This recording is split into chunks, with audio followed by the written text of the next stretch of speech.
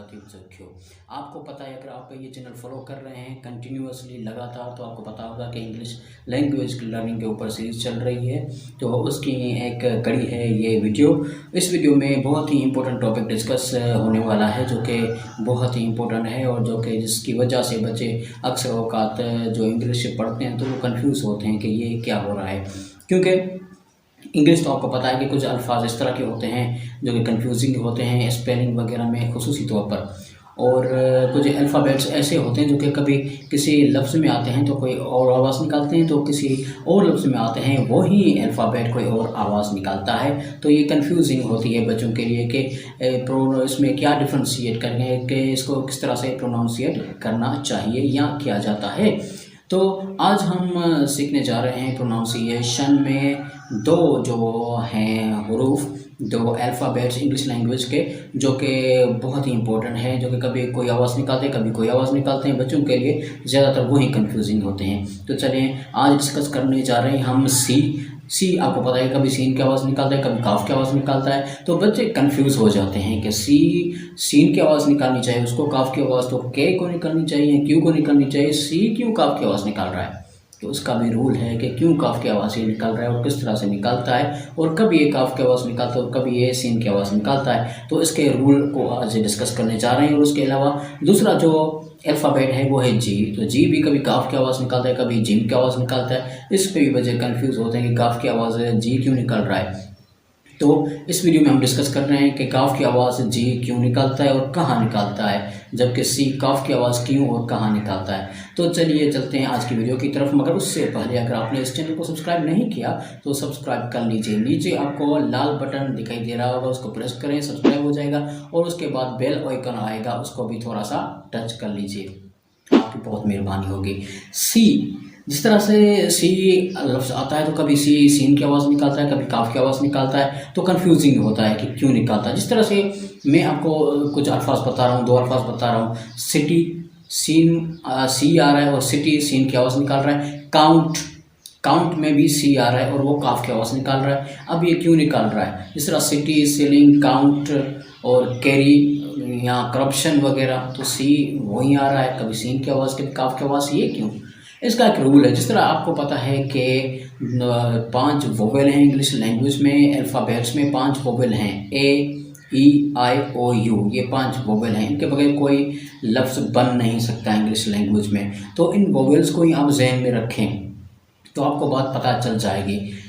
सी के आगे जब ई आता है या आई आता है, इन दो वोवेल्स में भी कोई एक आता है ई या आई, तो वो सीन की आवाज़ निकालता है। ठीक है, जिस तरह सीलिंग, सीमेंट, सीलिंग में CEILING, सीमेंट में CEMENT, तो ये ई इसके आगे आ रहा है तो इसलिए ये निकल रहा है आवाज़ सीन की। और जब सी के आगे आई आता है, जिस तरह CITY सिटी, तो ये भी सीन की आवाज़ ही निकालता है। तो सी के आगे जब ई आएगा या आई आएगा तो वो सीन की आवाज़ निकालेगा। और उसके अलावा जब सी के आगे बाकी जो दूसरे वोवेल रह जाते हैं, जिस तरह ए ओ यू, ये अगर वोवेल 3 सी के आगे आ जाते हैं तो सी आवाज़ निकालता है काफ की। जब भी ये तीनों वोवेल ए ओ यू सीन के आगे आते हैं, सी के आगे आते हैं, तो सी सीन की आवाज़ नहीं निकालता बल्कि वो काफ की आवाज़ निकालता है। ये बातें आपको जहन में रखनी चाहिए। जिस तरह कैरी, CARRY कैरी, सी के आगे ए आ रहा है इसलिए वो काफ की आवाज़ निकाल रहा है।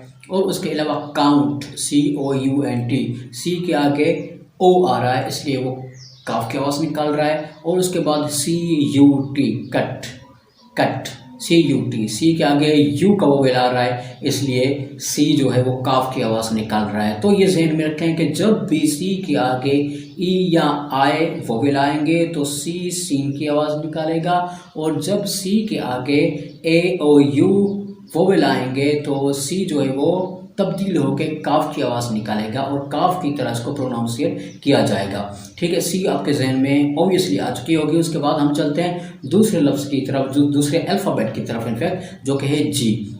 जी भी अक्सर औकात कन्फ्यूजिंग होता है, कभी जिम की आवाज़ निकालता है तो कभी काफ की आवाज़ निकालता है। तो बच्चे अक्सर औकात कन्फ्यूज़ हो जाते हैं कि अब ये क्या हो रहा है। दरअसल इसमें भी वो सेम ही रूल अप्लाई होता है कि जी के आगे अगर ई या आई आता है तो वो आवाज़ निकालता है जीम की। जिस तरह gem, GEM, ginger, GINGER ginger, jam ginger. ये अगर जी के आगे ई या आई आता है तो वो जीम की आवाज़ निकालता है। और सेम इसी तरह से जी के आगे जब ए ओ यू आते हैं वोवेल्स तो वो आवाज़ निकालता है गाफ की।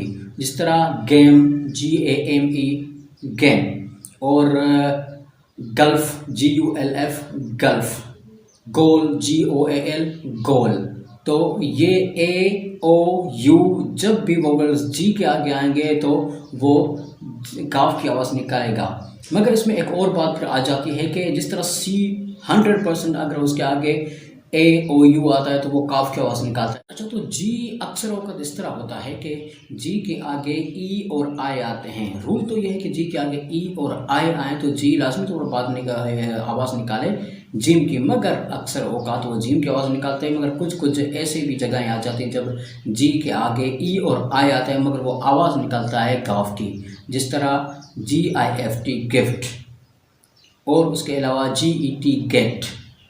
तो इसमें आई और ई आ रहा है, जबकि रूल के मुताबिक आई और ई जिम के आगे आए तो वो जिम की आवाज़, जी के आगे आए तो वो जिम की आवाज़ निकाले। मगर यहाँ पर वो जिम की आवाज़ नहीं निकाल रहा है, गाफ की आवाज़ निकाल रहा है। तो 75% जी के आगे जब ई और आई आता है तो वो आवाज़ निकालता है जिम की। मगर जब उसके आगे 25% इस तरह भी होता है कि आई और ई आ जाते हैं मगर आवाज़ वो काफ की निकालता है। तो ये बात जहन में रखनी बहुत बहुत ज़रूरी है। तो ये आज हमने इसके डिस्क्राइब किया सी किस तरह से काफ की आवाज़ और सीन की आवाज़ निकालते हैं, और जी किस तरह से जीम की आवाज़ और काफ की आवाज़ निकालते हैं।